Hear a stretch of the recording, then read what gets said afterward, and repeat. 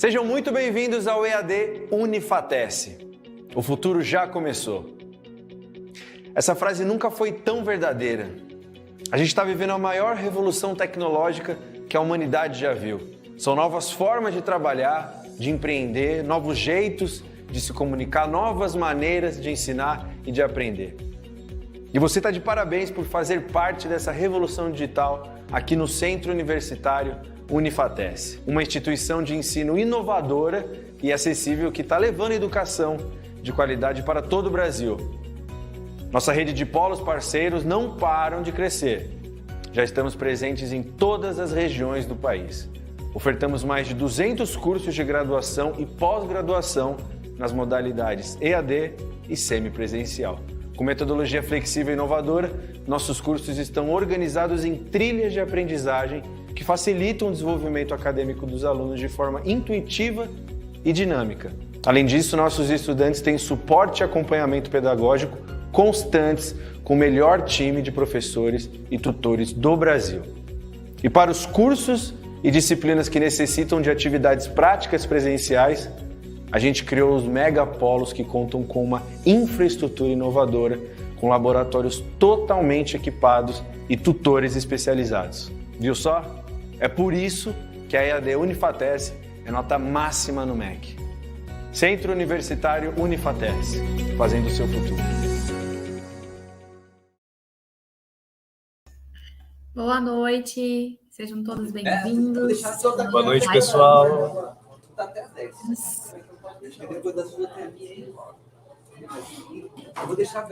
Pessoal, vamos falando de onde vocês estão assistindo a gente aí, a cidade. Nós estamos aqui da sede em Paranavaí, então deixar vocês bem à vontade para tirar dúvidas a respeito das disciplinas. Nós concentramos uma live geral das disciplinas de arquitetura, que fica muito mais fácil vocês entenderem as conexões, as interdisciplinaridades em cada uma das disciplinas, né? Porque elas se conectam, então é muito importante vocês também entenderem esse questionamento, ou se tiver alguma dúvida, nós vamos trabalhar com dúvidas pedagógicas, tá? No sentido das disciplinas mesmo, não dúvidas sobre estágio, sobre algum outro questionamento, vocês vão entrar em contato com o tutor, tá bom?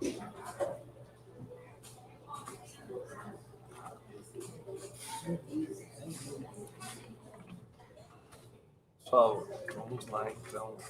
Ó, a gente vai deixar aberto aqui para vocês, tá? A gente trouxe também alguns compilados aqui, algumas dúvidas que foram aparecendo bastante também ao longo aí desse módulo, tá? Para trazer aqui para vocês. Ó, a Bruna de Cotiá, São Paulo. Boa noite, Bruna. O Breno mandou mensagem aqui. É importante que vocês entendam, até enquanto se houver alguma dúvida, alguma coisa, a gente vai falando um pouquinho. É importante que vocês entendam que as disciplinas, elas têm o objetivo de organizar um ambiente construído, seja ele como um todo, né? Então, elas têm alguns enfoques, algumas abordagens diferenciadas, né? Algumas disciplinas, por exemplo, de planejamento urbano, é uma disciplina que ela vai tratar... todas as disciplinas da arquitetura, elas têm um certo planejamento. Então, se você vai planejar um projeto, você vai planejar, seja ele um projeto urbano, uma disciplina de metodologia projetual, por exemplo, há uma necessidade de você fazer um estudo de viabilidade. Então, quando eu vou tratar de uma organização ou desenvolver a cidade, como no caso a disciplina de planejamento urbano, ela vai trazer questões mais amplas, mais abrangentes, o efeito do projeto em relação ao usuário, muito importante. Então, são disciplinas que vão estar ao longo do curso, trabalhar com infraestrutura, com mobilidade urbana, com preservação, com sustentabilidade, com inclusão social, tá? Gestão de recursos públicos. Então, são disciplinas que vão estar sendo aliadas, focando na qualidade de vida. A mesma coisa metodologia projetual, é onde você vai trabalhar a concepção e a materialização desse projeto. Então, são disciplinas que são sempre linkadas. Conforto ambiental, você vai pensar no bem-estar desses usuários, como que você vai proporcionar ambientes com qualidade de vida também, tá? Não sei se o Gi quer complementar alguma coisa também. Professor, eu só queria pegar aqui uma pergunta que apareceu para a gente aqui ao decorrer do módulo, né? Que é assim, professor, como garantir um ambiente com temperatura adequada, né? Seja no verão ou no inverno, de uma forma eficiente e que seja também econômica.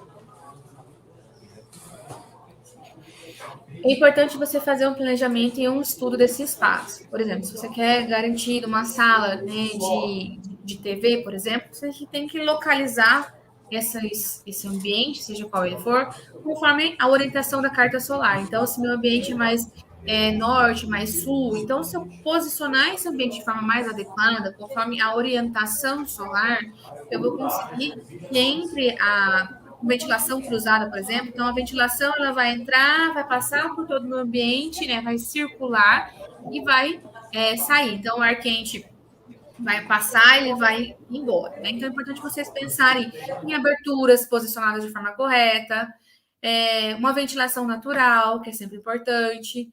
Trabalhar o isolamento, às vezes você vai isolação, você vai trabalhar barreiras, né? Se você tem uma fachada que é predominantemente solar, muito quente, né? Então, você vai criar barreiras, como os brises, por exemplo. Então, a arquitetura vernacular, que é um termo de arquitetura pensada no espaço, é muito importante. Então, não existe aquele projeto que é receita de bolo, que um projeto no Paraná é diferente de um projeto lá no Acre, que é diferente de um projeto lá no saber onde você vai projetar, pensar nas condições climáticas, que é muito importante, tá? Geralmente a culpa é minha quando não é ficar sendo. Mais uma outra pergunta, Gil?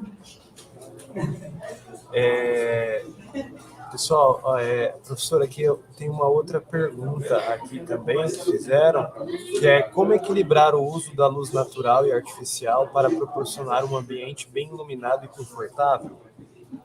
A mesma questão da anterior. Se você saber posicionar, né, a fachada ideal que a gente vai pensar é entre norte e leste, então que pegue o sol da manhã, você não vai precisar de luz solar, tá? Que nem agora que é noite, você vai precisar. Então, você tem o equilíbrio. Quando você tem um posicionamento adequado em relação a essa orientação solar, você consegue minimizar ao máximo a iluminação artificial. Como? Através do posicionamento com a luz natural. Então, você às vezes fazer uma claraboia vai te permitir isso, né? Às vezes a gente trabalha o brise para fazer essa barreira. Então, se você faz um bom planejamento dentro do conforto, a gente por isso tem o uso da disciplina de conforto térmico, para você conseguir mensurar, fazer simulações. O SketchUp é um software que a gente usa, ele tem a versão gratuita online, e você consegue colocar as orientações solares e você simular essa iluminação natural, que é bem legal. Se quiser complementar, fica à vontade, tá? Prof, então, só para complementar, né? Se a gente tiver um posicionamento das janelas, das aberturas ali de uma forma estratégica, né, para cada projeto, né, vai permitir assim a entrada de uma luz natural ali nos ambientes e, consequentemente, a economia de energia também, né? Perfeito. Uma coisa também que é interessante fazer para economizar, né, digamos assim, que à noite a gente acaba usando a iluminação artificial, né? Então, para a gente optar por lâmpadas de LED, né, que são lâmpadas mais econômicas aí do que as lâmpadas fluorescentes e as outras, né? Isso. E além delas mais econômicas, elas são mais eficientes também, né? Tem uma iluminação melhor distribuída, né? Do que as outras. Caso você consiga, né, ter uma forma de energia renovável, como as placas solares, placas fotovoltaicas, também já é uma forma de você minimizar os gastos. Lógico que a gente tem que pensar que é um investimento e a longo prazo você vai ter esse retorno. Mas se a gente for pensar na sustentabilidade do meio ambiente, é uma excelente alternativa a gente estar usando as placas solares para estar auxiliando no uso, no consumo de energia também, tá? Vamos lá para a próxima. A próxima é a questão da ventilação e circulação do ar, professor. Estou perguntando como promover uma boa ventilação nos ambientes, né, garantindo a renovação do ar e a sensação de frescor.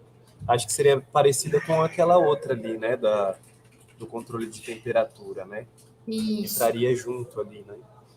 E quando a gente consegue ter um controle de temperatura, como que a gente faz isso? Então, posicionar estrategicamente essas aberturas. Então, se eu consigo fazer essa ventilação cruzada, eu consigo ter essa troca de ar, né? O ar quente tende a descer, por isso que normalmente a gente posiciona o ar frio, desculpa, tende a descer, então por isso que a gente posiciona o ar-condicionado em cima, né, mais próximo acima da janela, então o ar frio ele tende a descer e o ar quente tende a subir. Então, quando você posiciona as aberturas de forma cruzada, o que é cruzado? Então, se eu tenho um espaço aqui, vamos pensar nesse espaço. Se eu tenho uma abertura aqui, uma abertura aqui, eu consigo fazer que essa troca de ar aconteça. É muito importante a gente pensar nesse sentido também. Outra forma de minimizar, professora, eu vou usar sempre o ar-condicionado. Então, a gente pensar nas alternativas, se for usar, vamos supor, a energia solar, a gente consegue ligar esse ar-condicionado quando houver a necessidade. A temperatura ideal é entre média entre 24 e 23 graus, já é o suficiente. Então, você tem essa renovação do ar, às vezes você usar dentro da arquitetura lã de vidro, né? Consegue ter essa possibilidade, você consegue permanecer, deixar o ar frio mais tempo no espaço, o ar quente não entrar dentro dessa edificação, tá? Pessoal, é bem interessante essa questão que a professora falou, né, principalmente dessa troca de ar, né, de você fazer ventilação cruzada, né, porque sempre está tendo essa renovação de ar, então está sempre ali mantendo ali uma temperatura mais adequada ali para o ambiente, né. Agora, se às vezes for algum lugar que não tem jeito de você trabalhar abertura, alguma coisa, né, é interessante procurar por algum exaustor, né, alguma coisa que vai fazer essa troca de ar, né, mesmo que seja ali mecânica, né, para que não fique sem ventilação o ambiente. Uma coisa que é legal, quando você não tem a possibilidade de aumentar as aberturas, não tem a possibilidade de fazer uma troca de ar, você fazer a gente fala assim, um pano verde, criar um jardim vertical natural, que com isso faz com que permaneça mais úmido o ambiente. Então, tende a trazer a baixar a temperatura. Então, se você faz um jardim vertical, lógico, trabalhando com a impermeabilização, gotejamento artificial, então você planejar todo o espaço, tende a diminuir estudos, né? A literatura diz que em média de 3 a 5 graus. Então, já é uma boa ajuda, dependendo do espaço ou da região que você está. Lembrando que a gente tem que também trabalhar a questão da umidade, porque senão acaba proliferando, né? E acaba atrapalhando também tanta edificação. Então, é importante sempre haver um planejamento, tá? Alguém tem alguma dúvida específica? Aí no Professora, chat. só para avisar eles aqui, pessoal, estou passando a lista de presenças aqui no chat, tá? Não esqueçam de preencher ela para mostrar que vocês estão aqui na nossa live, assistindo a nossa live, ok? E agora eu acredito que a gente pode abrir, né, professora? A gente tem aí mais uns 2 minutos ainda de live, a gente pode abrir para mais perguntas, se alguém tiver mais alguma dúvida, né? A Ivone deu boa noite. Pessoal, conforme vocês tiverem alguma dúvida, podem ir mandando para a gente, tá? Hoje a live é especificamente para dúvidas.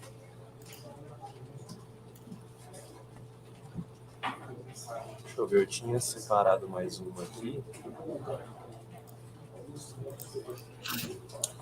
Prof, aqui ó, tem uma sobre isolamento acústico que mandaram também, ó. Como minimizar ruídos externos e internos para proporcionar um ambiente mais silencioso e tranquilo? Sofro com meu vizinho.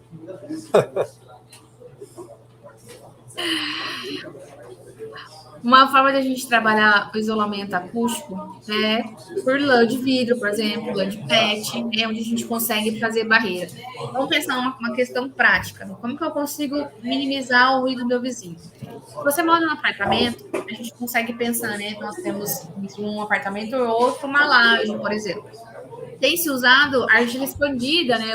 Alguns edifícios mais atuais acabam trabalhando uma laje mais espessa, uma camada de argila expandida, que é aquelas bolinhas lá do piso, manta e coloca o contrapiso, e daí o piso, né? Seja ele de laminado, é uma forma da gente minimizar o ruído. Agora, esse vizinho, né, de parede, Eu moro numa casa geminada. Geminada, tá, gente? Não germinada. Uma casinha geminada, então tende a ser parede com parede. Uma forma da gente minimizar é trabalhar com revestimentos que vão fazer a barreira acústica. Como eu falei, lã de vidro, caixa de ovo, igual o estúdio que faz antigamente, tem essa questão do som bater e ser absorvido. Quanto mais elementos, é uma coisa, professora, eu não posso investir, eu não tenho condição financeira de colocar uma barreira acústica como parede de drywall e lã de vidro ou lã de pet. O que eu faço? O máximo de tecidos ou o máximo de móveis. Imagina que você está mudando uma casa. Está num ambiente vazio, a tendência do som ter eco ou reverberar é muito grande. Então, faz um exercício para vocês na casa de vocês, se tiverem oportunidade. Vão num ambiente que não tem nada de móveis. O som vai ficar aquele som estranho. Agora, quanto mais elementos você colocar, o som vai ser absorvido por esses elementos. Então, colocar tapete, cortina, tecidos, almofada, faz com que o som ele se propague e ele tenha essas barreiras, assim, igual teatro. Não sei se tem alguém que teve a oportunidade de ir num teatro. No cinema, tem tecidos, né? Elementos que vão fazer com que o som seja absorvido. Então, isso ajuda bastante. Mas uma forma prática que a gente fala é entre pisos, né? A lã ou a própria argila, ou entre paredes, a gente coloca alguns elementos de acústica, que são as lãs, que vão fazer essa absorção. Não tenho condição de fazer com edificação, né? Ou criar algo novo. Tecido já é uma boa auxílio nesse sentido.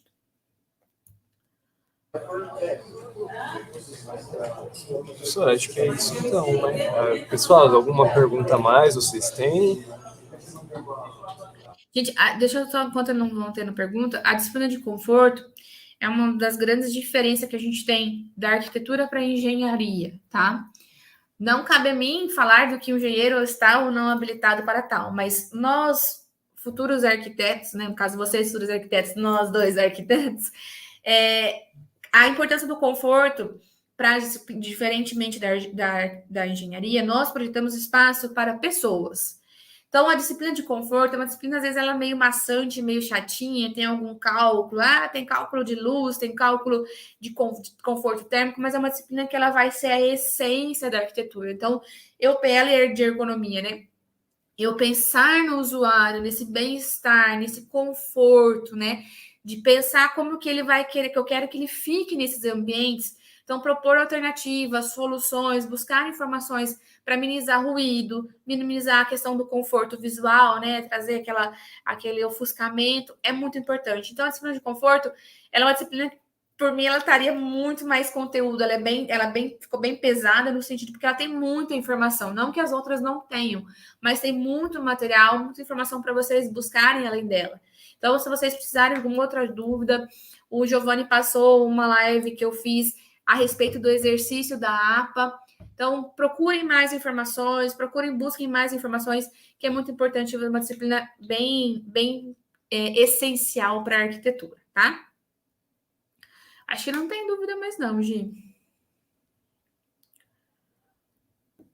Se deixar, eu fico falando. Pessoal, todo mundo tranquilo com questão às APAs, alguma coisa? Em metodologia projetual? Prof, acho que é isso mesmo, então. Pessoal, ninguém está com dúvida. Tá? Pessoal, se posteriormente vocês terem... A Ivone tem, ó. Como trabalhar em um local que não tem ventilação? Ivone, se não tem ventilação natural, né, é importante a gente pensar trocas de ar. Né? O Giovanni até comentou de uma das perguntas ali. Vai ter que ser feito de troca de ar artificial. Então, uma forma da gente tirar esse ar e renovar ele. Não só o ar-condicionado, porque o ar-condicionado ele não faz tanto essa troca de ar. Se você for usar, não tem opção, usar ar-condicionado, você precisa estar sempre limpando esse filtro, sempre ter uma manutenção.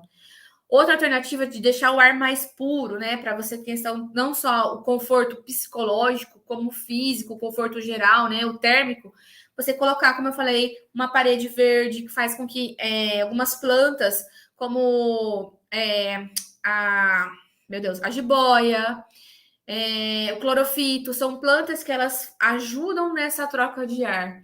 Então, você ter uma vegetação que te facilita isso, né? Já que você não tem a troca contínua através de aberturas, acontecerá a troca artificial e você consegue fazer através do uso das plantas, que é uma forma muito mais natural, né? Trazer essa parede vertical, ou seja, ela horizontal, alguns vasos. Essa mecuca também é muito bom. Então, você consegue fazer essa troca natural, tá? O Breno. O isopor é uma opção para isolamento de ruídos. O isopor puro por si só, não, Breno, mas existem alternativas que a gente fala que é tipo sanduíche, que tem uma placa cimentícia, o próprio drywall, né, que é essa placa de isopor, uma lã, né, então ela não vai, só o isopor ele não vai absorver tantos os ruídos, tá? Então, se você coloca, ideal uma parede de 12 centímetros, de 12 a 15, né, que você consegue fazer essa troca, a absorção dos ruídos, tá? Então, só o isopor, né? O isopor comum que a gente usa para artesanato não te resolve. Mas se você trabalhar uma parede, né, de drywall, ela vai te permitir isso, desde que essa parede seja resistente a ruídos, tá? De isolamento. Tiago, você perguntou sobre o conselho, tá? Então, uma live a gente vai tirar uma live só de dúvidas das disciplinas, mas eu chamei o pessoal do Conselho de Arquitetura e Urbanismo para uma live específica, tá? Do registro do CAL. Assim, mas eu vou ser bem objetiva. Você finalizou o seu curso, né? A sua graduação, vai haver a sua colação, sua formatura, e depois você faz a solicitação. O nosso curso ele está cadastrado dentro do CAL, tá? Eu fiz o registro, eu, como arquiteta, faço o registro de responsabilidade no CAL, e daí você faz a solicitação. É feito um cadastro de vocês, e depois vocês fazem a solicitação, tá? Não tem muito segredo, assim como qualquer outro conselho, como o CREA, por exemplo. É feito o cadastro, tá? Daniel deu boa noite. Não sei se o Gi quer comentar alguma coisa em relação do isopor ou da pergunta da Ivone.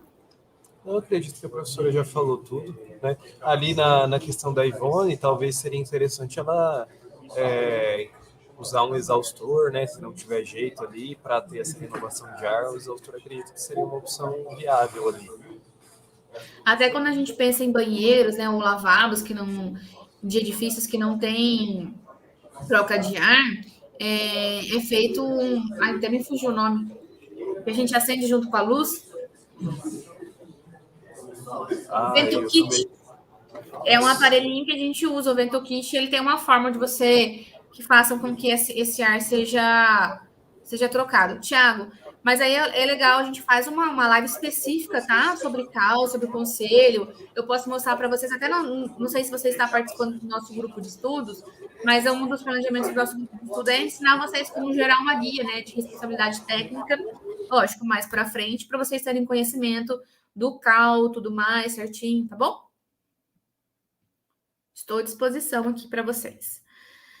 Daniel, para isolamento térmico-acústico seria bom drywall com lã de vidro e placa de performance. É isso mesmo, Daniel. O drywall, ele te permite até a questão da espessura é excelente, né? Ele é uma espessura que não ocupa tanto espaço e ele te permite bem isso.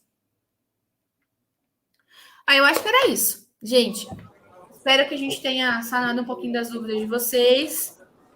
Estamos aqui à disposição, no Fale com o Tutor, no meu e-mail. Vocês têm o meu contato também institucional para eu estar auxiliando vocês no que precisar. Tá bom? Até mais, pessoal. Obrigado pela presença de todos aí. Qualquer coisa é só mandar mensagem no Fale com o Tutor. Okay? Isso. Até mais. Tenham todos aí um bom restante de semana. Tchau. Obrigada. Até mais.